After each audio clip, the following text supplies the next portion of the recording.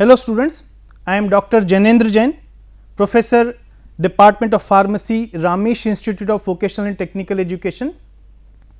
Today I will be discussing with the final year subject Instrumental Method of Analysis having subject code BP701T, and in today's lecture I am going to discuss the unit 1, that is UV visible spectroscopy, and in this topic I will be discussing about the spectral shift, the effect of solvent on absorption spectra. So, coming to the first part, that is the visible light spectrum.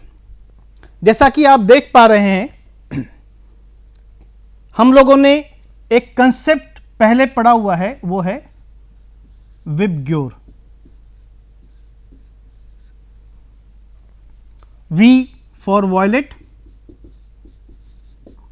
I for indigo, B for blue, G for green, yellow, orange and red. तो ये जो spectrum है, जो 7 colours आप अपनी screen के ऊपर देख पा रहे हैं, ये पूरा स्पेक्ट्रम जो है ये 400 नैनोमीटर से लेकर के 780 नैनोमीटर के बीच में डिवाइडेड है. और यदि हम इसको इसके वेवलेंथ के हिसाब से डिवाइड करें, so we have violet ranging from 400 to 420 nanometer, indigo from 420 to 440 nanometer, blue 440 to 490 nanometer, green 490 to 570 nanometer, yellow 570 to 585 nanometer, orange 585 to 620 nanometer and red 620 to 780 nanometer. What is the purpose of studying this VIBGYOR? It mainly covers the colored region. और जैसा कि हम लोग already पहले देख चुके हैं, UV की जो रेंज है वो है 200 से लेकर के 400 नैनोमीटर और विजिबल की जो रेंज है वो है 400 से लेकर के 800 नैनोमीटर.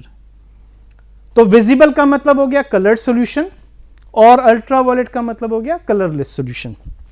तो जब हम लोग कलर्ड सॉल्यूशन की बात कर रहे हैं तो हम लोग बात करते हैं विबग्योर की, और जब विबग्योर की बात करते हैं तो उसके अंदर आता है violet, indigo, blue, green, yellow, orange and red. So what it says, every colour is associated with a wavelength range. मतलब हर कलर का, हर सैंपल का अपना एक एब्जॉर्बेंस का क्राइटेरिया है, अपना एक एब्जॉर्प्शन का क्राइटेरिया है, और हर सैंपल की अपनी एक लैम्बडा मैक्स की वैल्यू है, हर सैंपल की अपनी एक एब्जॉर्प्शन मैक्सिमा की वैल्यू है. Colour of an object depends on the region reflected by it. This we have to understand. जैसे एक एग्जांपल अगर मैं लूं, तो अगर मैं बात करूं राइबोफ्लेविन की, तो राइबोफ्लेविन जो है ये सॉल्यूशन येलो कलर का है. तो ये येलो कलर का दिख इसलिए रहा है क्योंकि जो कलर रिफ्लेक्ट हो रहा है वो येलो कलर का है. तो येलो कलर का कलर यदि रिफ्लेक्ट हो रहा है, इसका मतलब ये नहीं है कि उसकी जो लैम्बडा मैक्स होगी वो इस रेंज में होगी. तो जो कलर एब्जॉर्ब हो रहा है और कलर जो रिफ्लेक्ट हो रहा है वो दोनों एग्जैक्टली एक दूसरे के अपोजिट हैं, और उसी फिनोमेना को हम लोग बोलते हैं complementary phenomena. That we called it is a complementary phenomena. मतलब जो कलर एब्जॉर्ब हो रहा है और जो कलर ट्रांसमिट हो रहा है, they are exactly opposite to each other. The observed colour depends on the physical phenomena called as transition. और ये जो ट्रांजिशन है जिसको यहां पर नोटिफाई किया हुआ है, delta E is equal to energy of excited state minus energy of fundamental state. तो जैसा कि हम लोग पिछले लेक्चर के अंदर इलेक्ट्रॉनिक ट्रांजिशंस हम लोग देख चुके हैं, जिसमें हम लोगों ने डिस्कस किया था कि जब मैटर इलेक्ट्रोमैग्नेटिक रेडिएशंस के साथ इंटरैक्ट करता है तो जो इलेक्ट्रॉन्स हैं वो एनर्जी एब्जॉर्ब करते हैं और वो एक्साइटेड स्टेट में जाते हैं. तो ये जो डिफरेंस है delta E, which is E energy of excited state minus energy of ground state, this is reflecting the colour.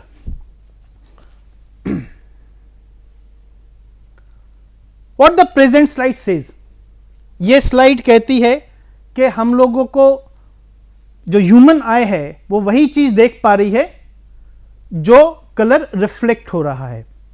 तो जो कलर एब्जॉर्ब हो रहा है उसको हम लोग नहीं देख पा रहे हैं, लेकिन जो कलर रिफ्लेक्ट हो रहा है वो हमारे सामने है।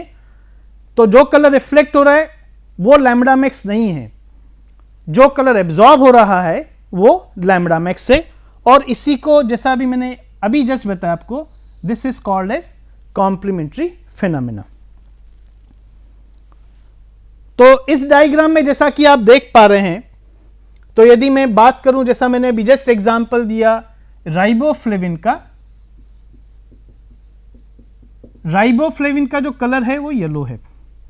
तो येलो कलर का मतलब क्या हो गया कि उस कंपाउंड की लैम्बडा मैक्स, जो वो कंपाउंड है राइबोफ्लेविन, उसकी लैम्बडा मैक्स 400 से लेकर के 430 नैनोमीटर के बीच में होनी चाहिए।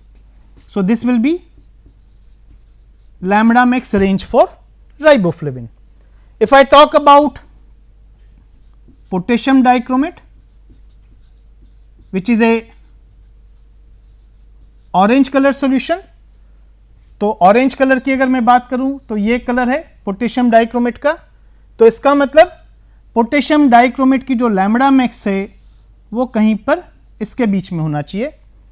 अगर मैं बात करूं रिफाम्पिसिन की, जो कि एक एंटीबायोटिक है, और ये जो रिफाम्पिसिन है ये ऑरेंज कलर का सॉल्यूशन है, तो इसका मतलब रिफाम्पिसिन की भी लैम्बडा मैक्स जो है वो 430 से 490 नैनोमीटर के बीच में होना चाहिए। और जो इसकी जो लिटरेचर में रिपोर्टेड लैम्बडा मैक्स है रिफाम्पिसिन की वो है 475 नैनोमीटर। तो आप देख सकते हैं कि रिफाम्पिसिन का कलर जो ऑरेंज है, ऑरेंज कलर इसलिए क्योंकि जो कलर ट्रांसमिट हो रहा है वो ऑरेंज कलर है, और जो कलर वो एब्जॉर्ब कर रहा है उसकी लैम्बडा मैक्स जो है वो है 475 नैनोमीटर। अगर कोई सॉल्यूशन ग्रीन कलर का होगा तो उसकी जो लैम्बडा मैक्स होगी वो होगी 620 से लेकर के 800 नैनोमीटर के बीच में। So what I mean to say, reflected colors are complementary to those which are absorbed। और हम लोग जो स्टडी करते हैं, हम लोग जो डिटरमाइन करते हैं वो डिटरमाइन करते हैं लैम्बडा मैक्स, या हम लोग डिटरमाइन करते हैं जो कि कलर एब्जॉर्ब हो रहा है। जो प्रेजेंट स्लाइड है इसमें एग्जैक्ट वैल्यूज असाइन की हुई है वेवलेंथ की, क्या वेवलेंथ है, कौन सा एब्जॉर्ब कलर होगा और कौन सा उसका कॉम्प्लीमेंट्री कलर होगा। तो हम लोग नीचे से शुरुआत करते हैं। जैसा वॉयलेट जो है वो 380 से 435 नैनोमीटर है, तो जो जिस कलर का सॉल्यूशन होगा वो सॉल्यूशन होगा येलोइश ग्रीन कलर का। यदि एब्जॉर्ब कलर ब्लू है तो इसका मतलब जो वेवलेंथ है वो 435 से लेकर के 480 नैनोमीटर के बीच में होगी। जो सॉल्यूशन का कलर होगा वो होगा येलो।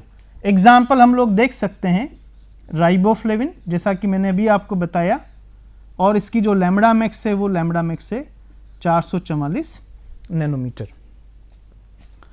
अगर कोई सॉल्यूशन ऑरेंज कलर का है, जैसा कि मैंने आपको जस्ट अभी एग्जाम्पल बताया रिफाम्पिसिन का,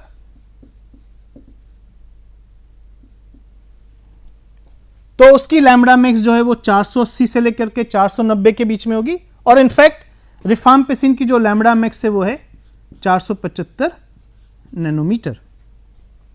अगर कोई सॉल्यूशन रेड कलर का है तो उसकी लैम्बडा मैक्स जो है वो 490 से लेकर के 500 नैनोमीटर के बीच में होगी।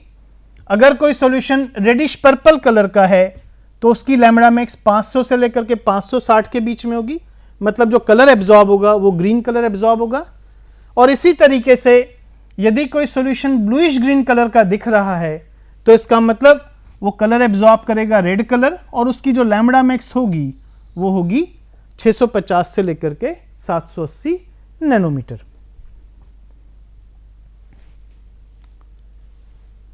In this slide we will be discussing various terminologies which are used in UV visible spectroscopy. The first and the foremost important terminology is chromophore. So what is the meaning of chromophore? If we see, this chromo and phore. जो chromophore word है, it consists of two more words. One is chromo and other is phore. Chromo means color and phore means moiety. So how we can define chromophore? The moiety which is responsible for showing color, or more technically we can say the moiety which is responsible for absorption of light. So it says the functional group containing multiple bonds capable of absorbing radiations above 200 nanometer and which are because of n to pi antibond transition, pi to pi antibond transition. Technically the transitions which are involved, as we have already seen in the previous class, one is pi to pi antibond transition and other is n to pi antibond transition, and these transitions they occur above 200 nanometer. So we can define chromophore as the functional group which contains multiple bonds and which are capable of showing pi to pi antibond and n to pi antibond transition, and where the lambda max is greater than 200 nanometer. So such moieties they can be defined as, or they can be called as chromophore. We have several examples, like we have ethylene, then we have carbonyl, nitro group, then cyano group, nitrile group and CS group.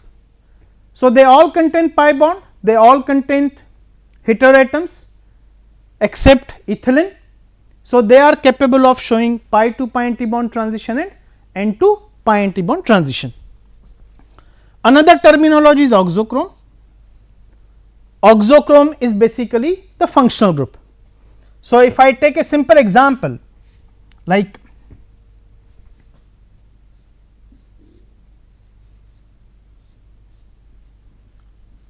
this is the structure of aniline.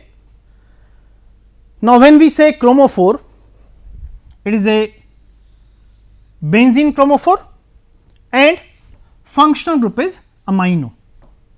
So chromophore is benzene and amino is oxochrome. So how can we define oxochrome? The functional group, it is the functional group which is attached to a chromophore and which has the ability to modify the absorption of light by chromophore. वो functional group जो chromophore की light absorption capacity को modify करता है, या तो उसको बढ़ाएगा या तो उसको कम करेगा, उस moiety को हम लोग बोलते हैं oxochrome. उसको precisely दूसरे तरीके से भी define किया जा सकता है, functional group with non bonding electrons. क्यों? क्योंकि हमने यहां पर जो अमाइनो ग्रुप कंसीडर किया हुआ है उस अमाइनो ग्रुप के ऊपर नॉन बॉन्डिंग इलेक्ट्रॉन्स हैं.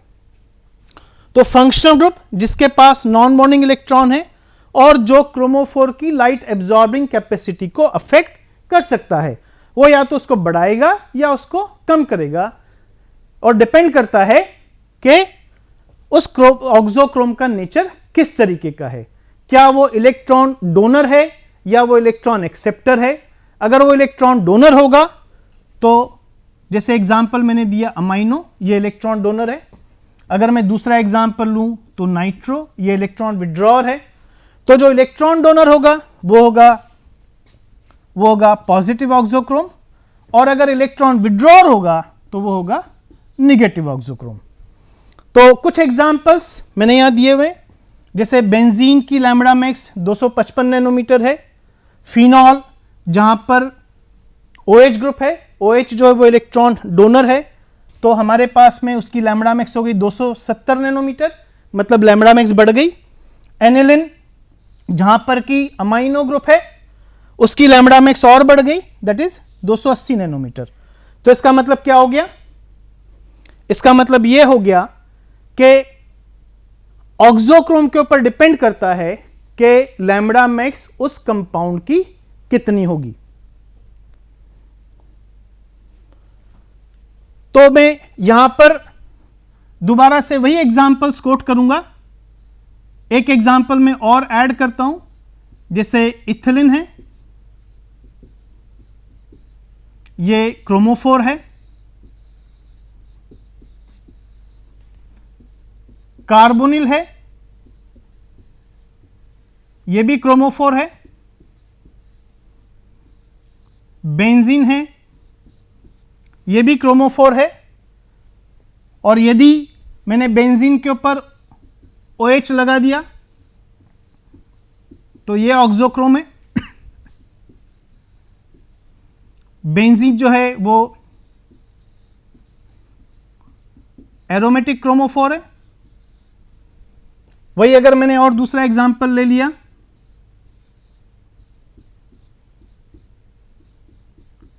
एनिलिन अगर मैंने ले लिया, तो अमाइनो जो है वो पॉजिटिव ऑक्सोक्रोम है, OH भी जो है वो पॉजिटिव ऑक्सोक्रोम है, और यहां भी जो है वो एरोमेटिक रिंग जो है वो क्रोमोफोर है। अगर मैं तीसरा एग्जांपल ले लूं, नाइट्रोबेंजीन, तो नाइट्रो ग्रुप जो है वो नेगेटिव ऑक्सोक्रोम है, और यहां भी एरोमेटिक रिंग जो है वो क्रोमोफोर है।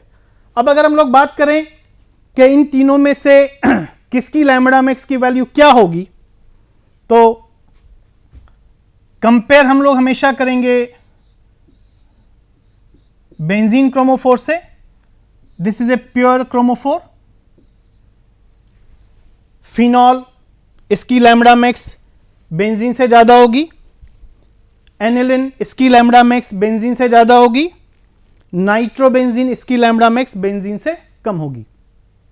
तो ये जो शिफ्ट है लैम्बडा मैक्स की, ज्यादा कम, इसको हम लोग बोलते हैं spectral shift. Chromophores, there are various types of chromophores. First is alkane, यहां पर pure sigma to sigma antibond transition है। तो ये सब के सब जो हैं ये वैक्यूम अल्ट्रा वायलेट के अंदर ये ट्रांजिशंस आते हैं। So it is not a matter of concern for us, क्योंकि ये यूवी विजिबल रीजन में नहीं आते हैं। अल्कोहल्स, ईथर्स, अमीन्स, सल्फर, क्योंकि इनके अंदर नॉन बॉन्डिंग इलेक्ट्रॉन है, लेकिन जो ट्रांजिशन है वो भी N to sigma anti bond है, इसलिए ये भी यूवी विजिबल रीजन में नहीं आते हैं। जो तीसरा पार्ट है वो है alkene and alkynes. They are important because they occur in UV visible region 200 to 400 nanometer, and then one more chromophore, that is carbonyl. It is again important because it also occurs in UV visible region, and then one more chromophore is aromatic, that also occurs in 200 to 400 nanometer. तो जो chromophore हमारे काम के हैं UV visible spectroscopy के point of view से, वो है alkyne, alkyne, carbonyl and aromatic. The present slides discuss about the spectral shift. Now there are 4 types of shift. One is bathochromic shift, which is also called as red shift.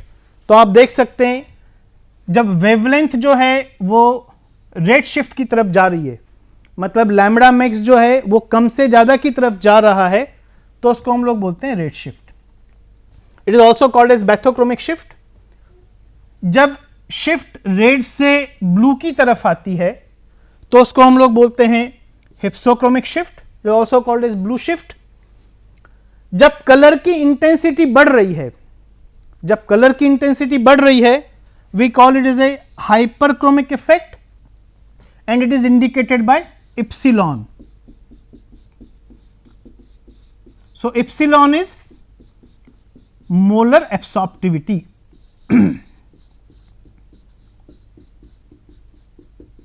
Molar absorptivity. तो जब colour की intensity बढ़ रही है इसका मतलब molar एब्सॉर्प्टिविटी की value बढ़ रही है, और मोलर एब्सॉर्प्टिविटी की वैल्यू बढ़ रही है तो इसका मतलब हाइपरक्रोमिक इफेक्ट जो है वो बढ़ रहा है. That effect is called as hyperchromic effect.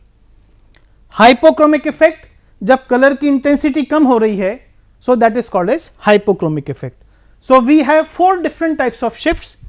One is bathochromic shift called as red shift, other is hypsochromic shift called as blue shift, third is hyperchromic effect when there is increase in intensity of color, and hypochromic effect when the color intensity is decreasing.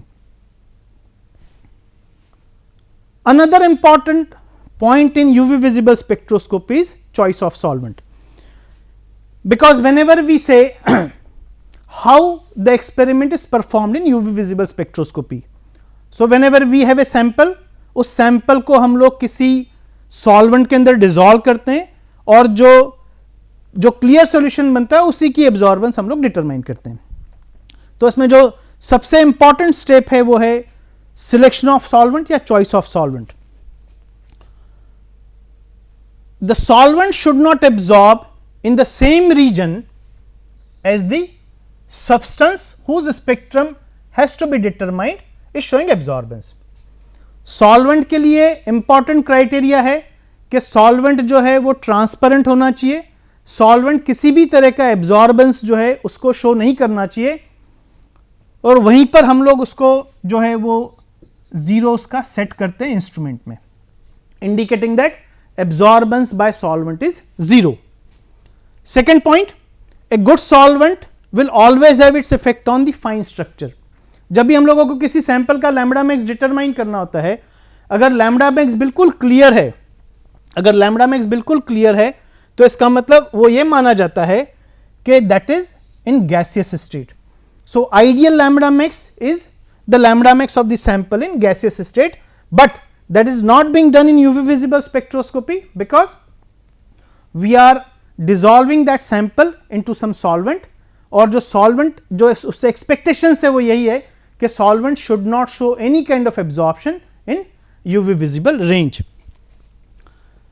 We have 2 categories of solvents, one is non polar solvent and other is polar solvent. तो जैसे non polar solvents example हो गया n hexane, cyclohexane, petroleum ether, chloroform, and polar solvents examples हो गए ethanol, methanol, buffer, water. They are used as solvents in UV visible spectroscopy. Non-polar solvent do not form any hydrogen bond. तो generally non-polar solvent इतना interfere नहीं करता है, जबकि polar solvent जो है उसके अंदर maximum chances होते हैं hydrogen bond form करने के, तो वो बहुत ज़्यादा interference जो है उसका देखने को मिलता है जब हम लोग polar solvent इस्तेमाल करते हैं. But anyway, जो भी इंस्ट्रूमेंट्स अभी अवेलेबल हैं, जो भी एक्सपेरिमेंट्स हम लोग करते हैं उसमें हम लोग पोलर सॉल्वेंट इस्तेमाल करते हुए उसको ऑटो जीरो सेट कर देते हैं ताकि जो भी एब्जॉर्बेंस हमारे को मिले वो एब्जॉर्बेंस केवल सैंपल की ही हो. जो अलग अलग सॉल्वेंट्स यूवी विजिबल स्पेक्ट्रोस्कोपी में इस्तेमाल होते हैं, one is acetonitrile, it has lambda max of 190 nanometer. So it is not going to interfere because its lambda max is not in the range of 200 to 400 nanometer. Another solvent is ethanol which we are using, it's 205 nanometer.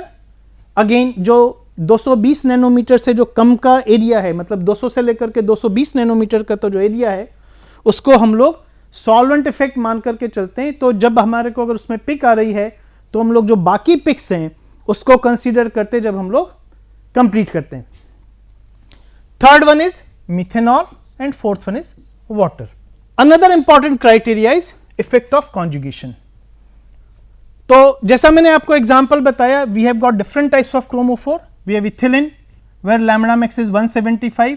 एक और additional conjugated pi bond दे देंगे तो lambda max बढ़ जाएगी. एक और additional conjugated pi bond दे देंगे जैसा कि हेक्साट्राइन है, उसमें और लैम्बडा मैक्स बढ़ जाएगी. और लैम्बडा मैक्स के साथ साथ जो इप्सिलॉन वैल्यू है, जो मोलर एब्सॉर्प्टिविटी की वैल्यूज हैं वो भी बढ़ जाती है. क्लासिकल एग्जांपल है बीटा कैरोटीन का, जहां पर मल्टीपल पाई बॉन्ड्स हैं और उसकी जो लैम्बडा मैक्स है वो है 452 नैनोमीटर. जो राइट हैंड साइड पर आप स्लाइड देख रहे हैं, जैसे जैसे नंबर ऑफ पाई बॉन्ड्स बढ़ेंगे वैसे वैसे नंबर ऑफ ट्रांजिशंस भी जो है वो बढ़ती जाएगी. So this is all about the spectral shifts, effect of solvent and effect of conjugation.